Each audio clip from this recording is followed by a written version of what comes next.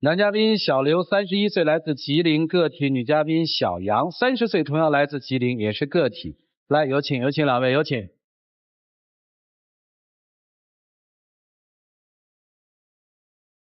欢迎两位哈。结婚5年对吧？对。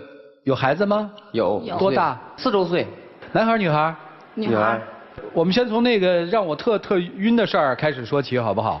就是自从发生了一件事之后，你觉得他就变了，是个什么事儿啊？我们结婚1年多吧，然后他就说出去打工啊，然后半年多都没有回家啊，就这个事儿吧，到现在为止就已经是我心里的一个阴影了，就以至于他现在做啥事儿，就是说啥话，我变得都开始不信任他。好，我问清楚啊，就是出去打工半年不回家也很正常，有很多人1年可能春节才回1次家，因为他有联系，因为他不是在外地，就是在本市。啊？在本地不回家，对，半年，那你们打电话联系吗？联系啊，但他刚开始不接，然后后来就是有女的接，所以我就特别纠结啊，我不知道他在外边干啥。你作为夫人，他在当地打工，你去单位看看他呀。我不知道他干啥，因为他走的时候就说出去打工，没跟我说具体干什么工作。那有没有说在本地啊？没有。那个时候有孩子吗？有，就是因为生了孩子嘛，他说的。咱们压力也挺大，我出去打工吧。最开始呢，我跟他说出去打工呢，也是为了家庭，但是在外面干了1个多月，我就跟朋友合伙开了一个饭店啊。当时也没跟我说开饭店呢。因为当时你什么事都多疑，我寻思我跟你说了。我肯定得多疑，因为在我给他打电话的期间，有个女的接电话。我也不知道这女的是谁。女的是我开饭店之后，女的是饭店的服务员。这个我感觉很正常。不是你开个饭店，跟老婆说就是了，我开了个饭店，这有什么呀？因为他有的时候吧比较多疑，就是只要是我出去没回家，他心里想的吧就是不是那么回事了。所以呢，不是，那你为什么不回家呢？你在本地，你为什么不回家呢？这搁谁不怀疑你啊？所以我就特别纠结这个事儿。然后后来吧，回过1次家，我本来想把这个事儿问清楚的。然后我做饭的时候，他接一电话。然后他就着急忙慌穿衣服就出去了我就抱孩子下楼追去了下楼追的时候，我就看着一个女的开车过来接他了然后我就上去把他拽住了，我说这女的是谁呀？然后他也没解释，就上车了。因为什么我不回家？当时就是说我开饭店期间，他一打电话，我们离婚吧，那你说我回到家我就面临着离婚。这个行，为了不离婚，所以不回家。我当它是个逻辑放在这儿。说那个女的是合伙人你说清楚不就完了吗？因为他多疑，只要是我跟他说是合伙人，他不相信呢。好吧，我当时跟他说离婚，并不是真的要离婚我说离婚就是为了逼他回家，因为他总也不回家嘛我就想，我都说离婚了，我看你还回不回来。对，后来他怎么回的家？咱们后来然后第1次去找他，自己去找的，他当时不在饭店然后我就给他打电话了，我说你在哪儿呢？然后他就问我你是谁呀？我说你怎么连我的声你都不知道是谁呢？后来呢？然后我就回家了呗，回家了过几天我又和他爸爸去找他去了，他看我和他爸去的，就跟我们回家了。但是当时也特别心不甘情不愿，当时他就用那种眼神跟我说，你可真行，你还把我爸给我找来了后来呢？后来不干了，我感觉说我回到家了，你就不应该有一些别的想法了。所以就是我回到家之后，他还是那样，什么事情都多疑，什么都管，什么都问。朋友过生日我去了，我8点走的，我要9点我没回到家，他会一直给你打电话，给你打的就是说你根本你饭都没法吃，你干什么去了？你干什么去了？你背着我做什么了？你外边是不是做什么坏事了？你答应我要回家了，为啥没回家呀？过生日肯定男女都有。是，哎，他对你好吗？我认为他就没有以前对我好，在乎我，甚至心里边都没有我了。现在你是怎么判断他心里没你的呢？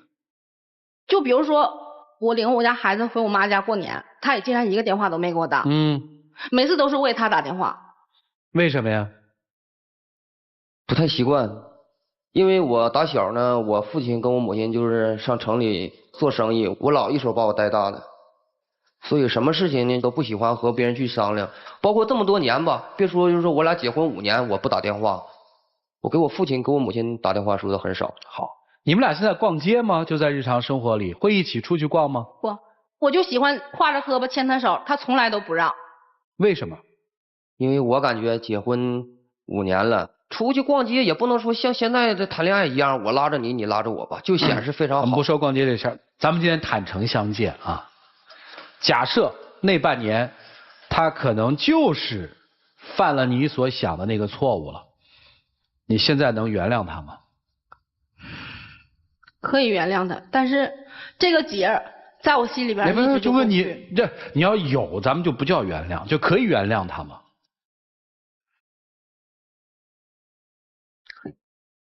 因为有孩子吗？别说因为有什么，能不再提这件事儿了吗？不能。不敢保证。我今天来了就让他亲口对我说，那半年到底干什么去了？我就特奇怪了，你就当他发生过都能原谅，为什么你要知道这个真相呢？我就是一较真的人，虽然我跟你继续想往下过，但是我也要知道你这半年干什么去了，你为什么要对我有所隐瞒？开饭店吗？找了个女合伙人，没干嘛。他对我就是有隐私，啥事儿都不跟我说，就是稍的，如果是稍微有一点的小隐私的情况下，我感觉很正常。我想在我的朋友面前，也给我自己多多少少有点面子，并不是说像那种所谓的妻管严一样，你让我往东我就往东，你让我往西我就往西。他都不知道他对我隐瞒了啥，他都不知道。那你说他对你隐瞒了什么？前1年多吧，我们在一次学习的时候又认识了一女的，那女的是通过我认识的他，然后后来他们俩就联系上了。我每次打电话，他电话通话中的时候，那个女的同时也在通话。啊，这不能说明什么问题？这还不能说明什么问题吗？一次这样，2次这样，3次4次还这样吗？你的意思就是他们俩在打电话呗？对。然后我问他，你和他到底有没有事儿？他就说没事儿。我说没事，他为啥老给你打电话呀？又不是你一个男的吧？对不对？学习那学习班里边有很多男的，为什么就盯上你？这只是你的一种猜测，我连那个女的叫什么我都不知道，你这不是无稽之谈吗？你跟我说，像这种巧合，大概巧合了几次？4、5次吗？是在一天之中，还是在很长一段时间？周期是很长一段时间。多长？半个月左右吧。你这不是无理取闹吗？只是证明你的心疑点太多。好了，没打过电话？没有。确实没打过？没有啊。就包括这些年我俩结婚之后，从发生那件事之后吧，就为了让他放心，我现在基本上就是出去洗个澡，买个烟，包括我兜里的零花钱都是有数的。这不挺服管的吗？那我也得把这日子过明白了呀，我不能稀里糊涂。你还要怎么明白啊？我已经糊涂了5年，不能再糊涂了吧？你真糊涂假糊涂啊？真糊涂。我看你一点都不糊涂。老师们，您把话说破吧。一起进入丘比特问卷。2位好。老师好。这位女士，我是觉得正是因为你糊涂，所以你才能跟你老公过5年。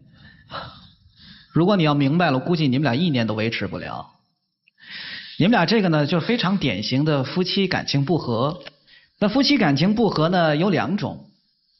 第一种呢是先天的，就是2个人可能抱着很强的目的走进了婚姻。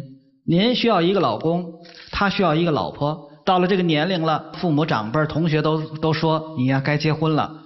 第二种呢，我个人觉得是有感情，但是婚后因为很多的一些性格呀、沟通啊、误会啊，造成了夫妻感情不和。我个人觉得这2种情况在你们俩身上都发生了，只不过呢，你发生的是第2种，他发生的是第1种。这位先生，你结婚很有可能是抱着很强的目的性，你并不是很喜欢他，但是你觉得我应该需要一个妻子，有一个家庭，这就造成了你们婚姻不幸福的一个非常重要的一个问题。他对你有感情，他希望你有所回馈，但是你不能给予他，所以他心生怨气。我觉得刚才赵川老师问的一个问题非常的精彩，就是你要真相干什么？我真的觉得很多女性在这个问题上分不清楚你要真相做什么。你稀里糊涂的能跟他过5年，如果真相摆在这儿，你怎么跟他去过呢？你要这样的真相有什么意义呢？所以有一句话叫难得糊涂。我相信你的老公也知道，你说离婚只是解决你们婚姻之间问题的一种手段，对吧？对。但是不要让手段变成目的，就是到最后我提离婚，到最后真的成离婚了，这就是手段变成了目的了，跟你的想法背道而驰。当时没有办法呀。是没有办法。为什么没有办法？因为你解决婚姻的办法当中只有一个，离婚。就用离婚来解决。你的心里的怨气太多了。坦白讲，你的心里的怨气有50%是你爱人带给你的，但是有50%是你自己造成的。你们两个人的生活中，你是不是缺乏安全感？对，安全感就像是一个人的钱包。你觉得你的钱包是放在我的身上，在场嘉宾的人身上，还是放在你自己身上可靠呢？当然放在我身上了。对，安全感就是这样，安全感不要找外人要。你把钱包放在任何一个人身上，你打电话只要给他打不通，你立马就会担心是不是他卷钱跑了。可是你放在自己身上，就永远不会出现这个问题。当然这是很难做到的，但是我希望你能意识，就是你对他的这种负面的东西，其实让自己变成个怨妇，对你的家庭非常不利，它直接会影响你对婚姻的规划。所以如果你要是希望你们的感情复合，能婚姻走得更长久，这个招不要再用了，好吗？他们俩往这一站，让我想起2个兵器，一个是矛，一个是盾，这边攻击，那边在防卫。但是你们俩的战争是在争什么呢？争的是爱。你觉得这个男人不爱你，心里没有你，没有给你家的温暖。这边呢，从小父母就没给自己足够的爱，他本身天生就缺爱。成立一个家，我希望有一个类似于父母给我弥补这样的爱。但这边呢，不但没有给爱，还在用矛来刺痛和穿透他的内心，来伤害他，所以他不得不封闭内心以求自保。一个在进攻，一个在封闭，所以你们2个人就没办法形成一个协同式的夫妻关系。针尖麦芒，谁也赢不了。如果这样闹下去，一定是以离婚而告终。那么另外，男士也听好了，你要正视自己的问题，不懂得给予。女人其实最需要的是嘘寒问暖，知人心。她是一个非常缺爱的人，你必须做出改变。在要爱的同时，如果都能够给予的话，你们都不缺爱。好，谢谢啊。还问真相吗？听2位老师说了以后，还想知道真相吗？不想。真不想了？刚才他已经说了。我如果说我这儿有盘带子，就是那天他跟那女生在一起的证据，你要吗？要。你看，真相，你告诉我什么叫真相？其实真相很难说清楚，因为真相是无穷无尽的。你比如说，你老实告诉我那天你干了什么，我告诉你那天我跟那个女生在一起，这是真相吗？马上你又会问，在一起干什么？我说干了一些不该干的事儿，这是真相吧？你还不满足，你还会有接下来穷追不舍的问题。女生往往是这样的，无穷无尽，那什么时候真相才是个头呢？而你往往越问就越痛苦，越问就越哭泣，他越被问就越难受，越被问就越没有自尊。虽然可能他有问题，但是真相无穷无尽。第二，那要了真相，你能走吗？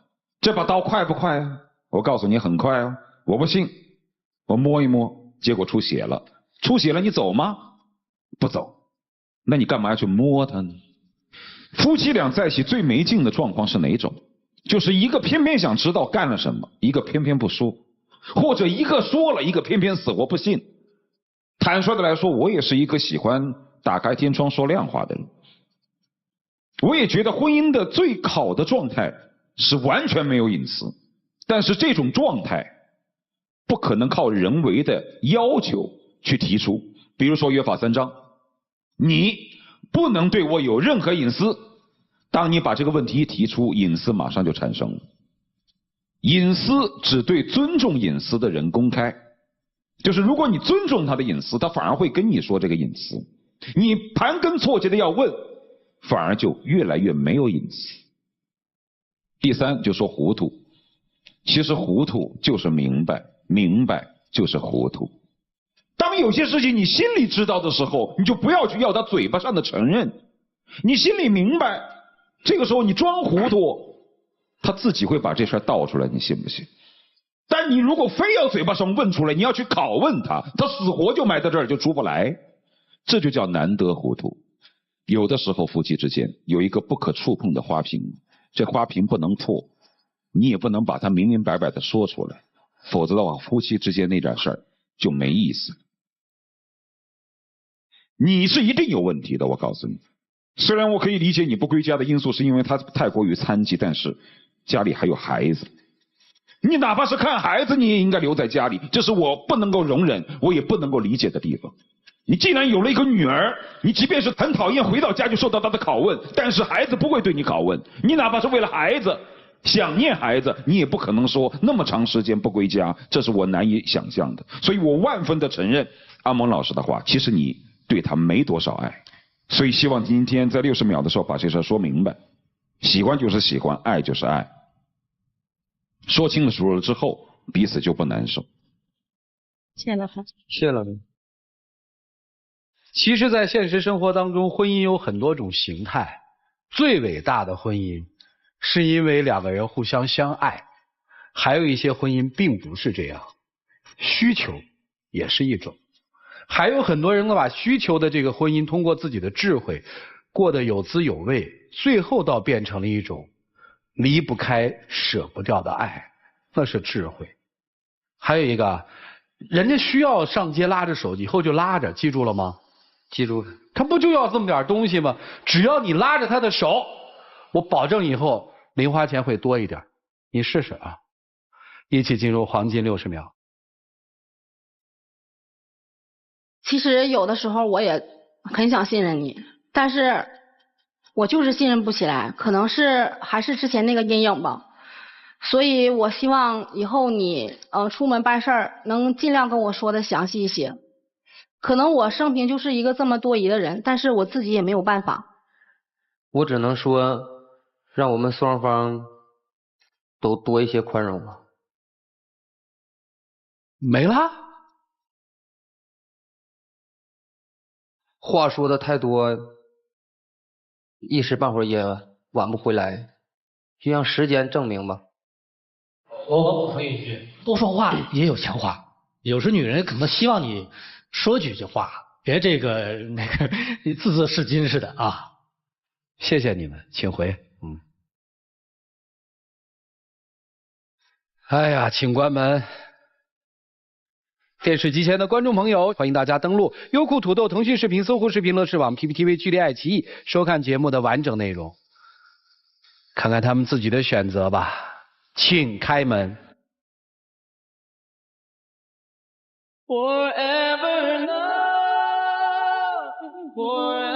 主动点儿。来，往中间站，拉老婆的手，拉着。我一般不爱提这要求，但是我今天必须提，你亲他一下，稳啊，稳。那于老师分析那对，其实不都是为了要爱吗？咱换一种方式会更好。以后上街就拉着他的手，拉着零花钱走。来，有请我们的小话筒，有请。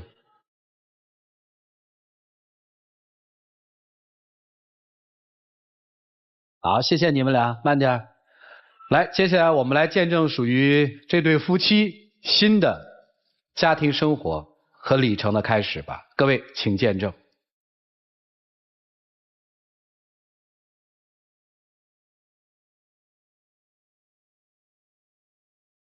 经过这次，我希望我们俩给对方一个宽容的心，也让我们的爱情走得越来越远。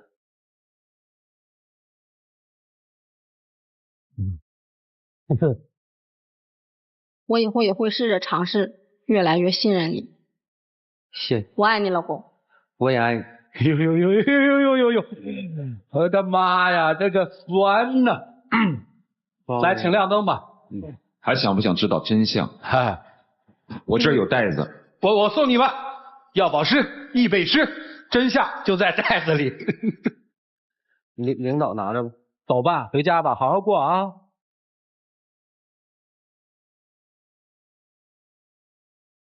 呦！哎呀！